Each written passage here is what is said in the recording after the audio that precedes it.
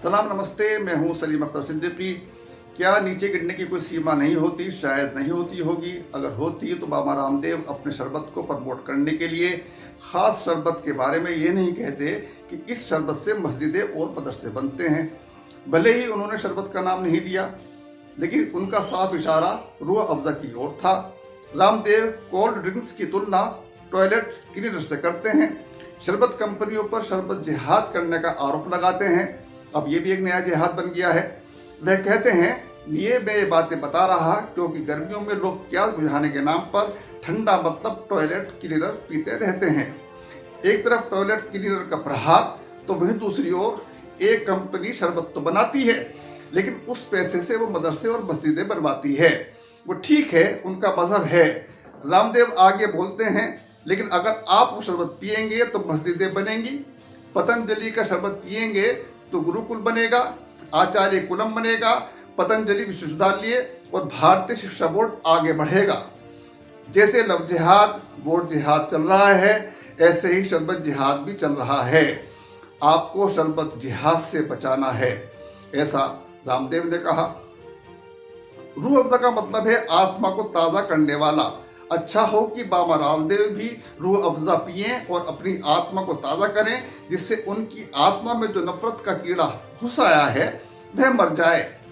शरबत के नाम पर एक कंपनी है जो शरबत तो देती है, लेकिन वो शरबत से जो पैसा मिलता है उससे मदरसे और मस्जिदें बनवाती। ठीक है, उनका मजहब है, लेकिन आप यदि वो शरबत पिएंगे तो मस्जिद और मदरसे बनेंगे।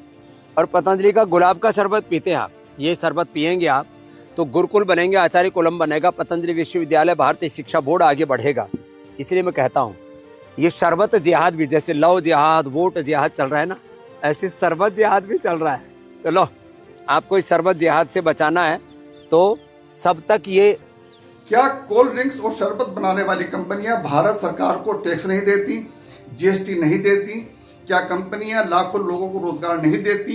रूह अफ़ज़ा बनाने वाली कंपनी भी स्कूल, कॉलेज, यूनिवर्सिटी, अस्पताल और मेडिकल कॉलेज चलाती है, खूब चलाती है।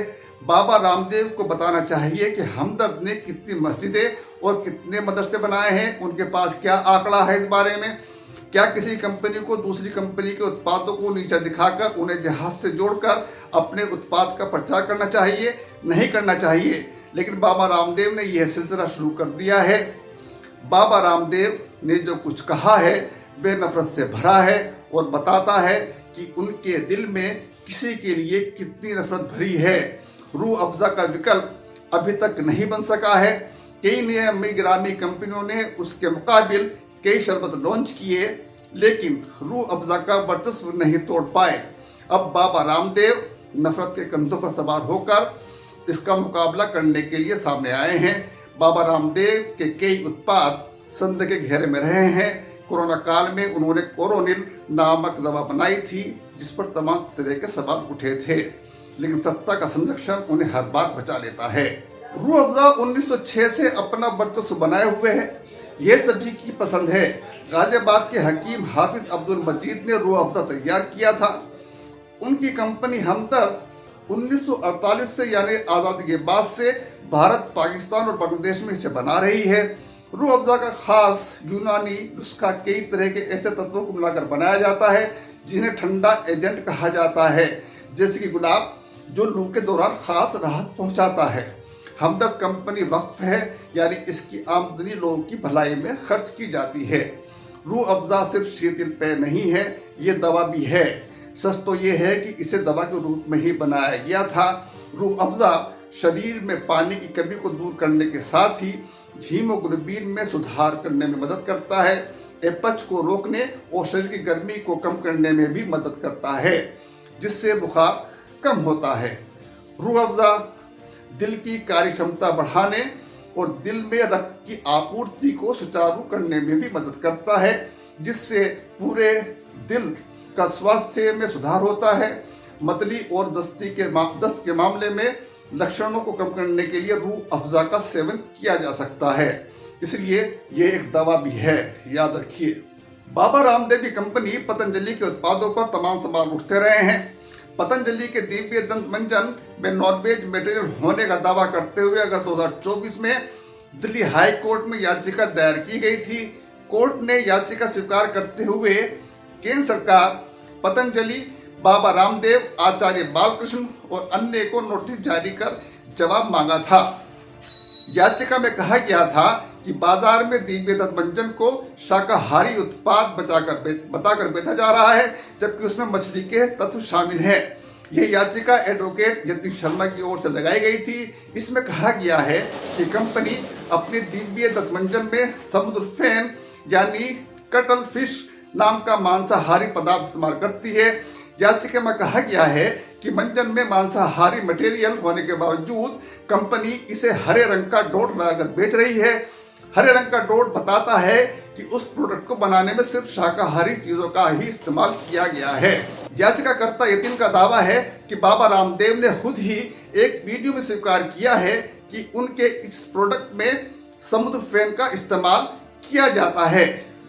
उन्होंने कहा कि इसके बावजूद कंपनी गलत तरीके से अपने प्रोडक्ट की ब्रांडिंग कर रही है और मंजन को वेजिटेरियन बता रही है। इस याचिका की क्या स्थिति है हमें नहीं मालूम। पतंजलि उत्पादों के बारे में भ्रामक विज्ञापनों का मामला सुप्रीम कोर्ट तक पहुंचा था।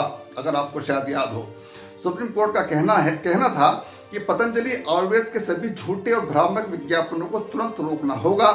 साल 2022 में पतंजलि के गाय के घी में मिलावट सामने आई थी। उत्तराखंड में खाद्य सुरक्षा विभाग की तरफ से किए गए परीक्षण में शुद्ध गाय का घी खाद्य सुरक्षा मानकों पर खरा नहीं उतरा था। दिसंबर 2022 में बीजेपी नेता और सांसद ब्रजभूषण सिंह ने बाबा रामदेव को मिलावटखोरों का राजा करार दिया था। उन्होंने पतंजलि के उत्पादों के खिलाफ देशव्यापी आंदोलन करने की धमकी भी दी थी, हालांकि उन्होंने नहीं किया। साल 2021 में पतंजलि की कोरोनिल टैबलेट के बारे में दावा किया गया था कि ये 7 दिनों के अंदर कोविड-19 को ठीक करता है। वहीं इंडियन मेडिकल एसोसिएशन की तरफ से इस पर कड़ी आपत्ति जताई गई थी। आयुष विभाग की सख्ती के बाद इस दवा को इम्यूनिटी बूस्टर बताकर बेचा जाने लगा था। बाबा रामदेव ने साल 2021 में मई महीने में दावा किया था कि एलोपैथी एक बेवकूफ विज्ञान है। इसके बाद सुप्रीम कोर्ट ने रामदेव के खिलाफ सख्त टिप्पणी की थी। सुप्रीम कोर्ट ने कहा था कि रामदेव को दूसरी आधुनिक दवाओं और इलाज प्रणालियों की आलोचना करने का अधिकार नहीं है, उन्हें नहीं करनी चाहिए। इसके बाद साल 2022 में रामदेव ने एलोपैथी संबंधी अपनी टिप्पणी के लिए खेद व्यक्त किया था। उन्होंने फिर कहा था कि वो आधुनिक चिकित्सा विज्ञान और एलोपैथी के विरोधी नहीं हैं। सलाम नमस्ते, मैं हूं सलीम अख्तर सिद्दीकी। बहुत बहुत शुक्रिया।